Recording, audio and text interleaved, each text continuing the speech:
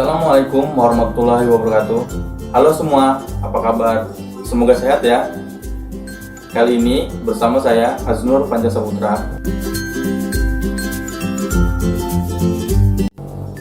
Di PHI TV kita akan membahas tentang pelajaran 8, Mari Hidup Sederhana dan Ikhlas. Sebelum mulai pelajaran, marilah kita membaca doa.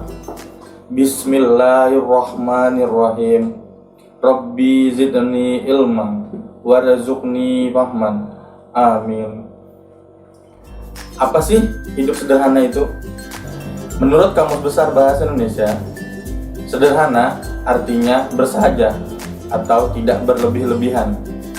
Dalam surah Al-Furqan ayat 67 menjelaskan tentang ciri-ciri orang yang hidup sederhana, yaitu orang yang tidak berlebih-lebihan atau boros dan orang yang tidak kikir. Berlebihan artinya tidak wajar atau aneh-aneh, misalnya membeli barang yang sangat banyak tetapi sebenarnya tidak perlu-perlu banget. Sedangkan kikir yaitu terlampau hemat atau biasanya kita sebut pelit. Apakah hidup sederhana harus miskin? Jawabannya adalah tidak. Hidup sederhana bukan berarti harus miskin atau tidak mempunyai apa-apa.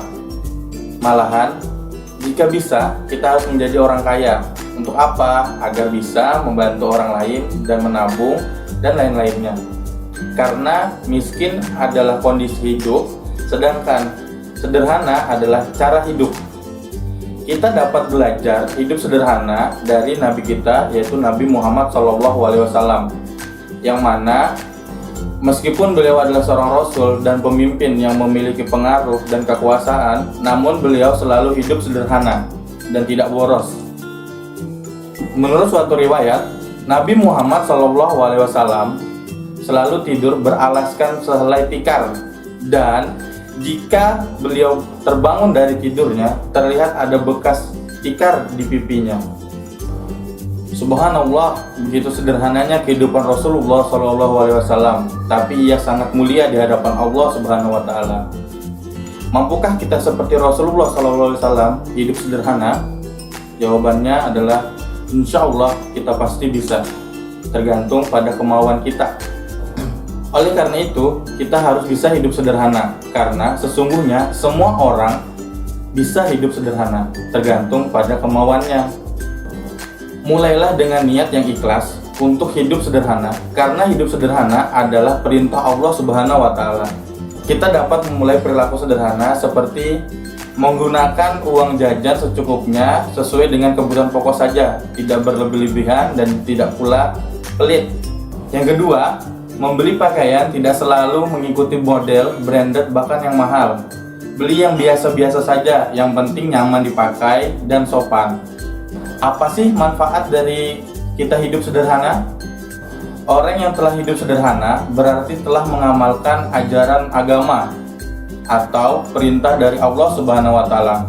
Orang tersebut disenangi oleh Allah Subhanahu wa Ta'ala sehingga mendapatkan pahala.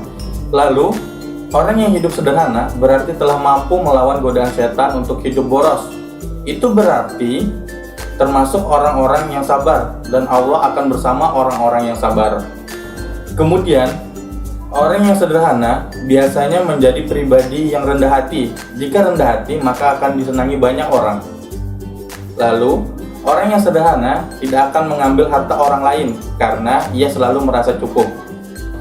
Dalam Quran Surah Al-Isra ayat 27 yang artinya, sesungguhnya pemboros-pemboros itu adalah saudara-saudara setan, dan setan itu adalah sangat ingkar kepada Tuhannya. Menurut Quran Surah Al-Isra ayat 27 tadi, mubazir atau boros adalah ciri-ciri orang yang ingkar kepada Allah Subhanahu wa Ta'ala. Ingkar artinya tidak menuruti perintah Allah Subhanahu wa Ta'ala. Pemboros adalah saudaranya setan, sedangkan setan sangat ingkar kepada Allah Subhanahu wa Ta'ala. Berarti orang yang boros adalah orang yang ingkar kepada Allah Subhanahu wa Ta'ala. Kenapa Allah Subhanahu wa Ta'ala menyatakan bahwa pemboros adalah saudaranya setan? Sikap boros adalah sikap yang berbahaya. Sikap boros dapat mempersulit hidup kita. jika kita terus-menerus bersikap boros.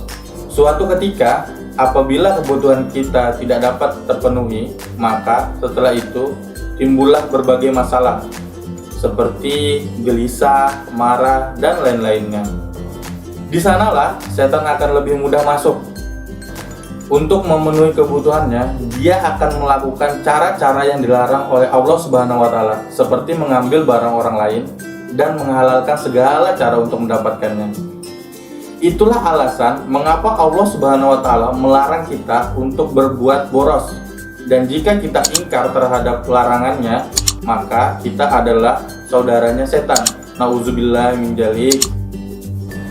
Alhamdulillah, materi kali ini telah selesai. Tetap semangat belajar, jaga kesehatan, jangan lupa sholat. Sampai bertemu kembali. Cukup sekian. Wassalamualaikum warahmatullahi wabarakatuh.